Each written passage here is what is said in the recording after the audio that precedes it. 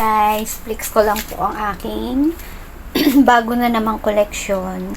Ayan, bigay ito sa akin ng kapatid ng aking boss guys. Ayan o. Diba? Hindi pa siya gamit na gamit guys. Bala ko pa naman bumili ng hand carry na maleta. Pero ngayon hindi na ako bibili kasi eto na siya. Meron na naman tayong grasya. Ayan guys. So, diba? Ayan. Oh. Hindi ko na bibilhin, diba? Kasi ang mahal niyan kung bibilhin ko. Kasi at saka to, matibay siya, oh.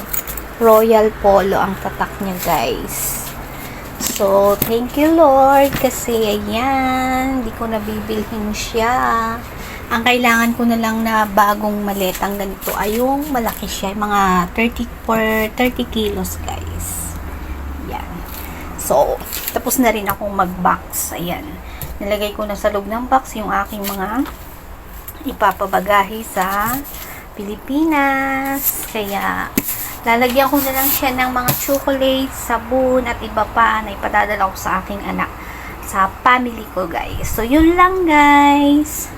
Thank you for watching. Na-share ko na ulit sa inyo ang aking blessings. Thank you, Lord. God bless you all. Bye.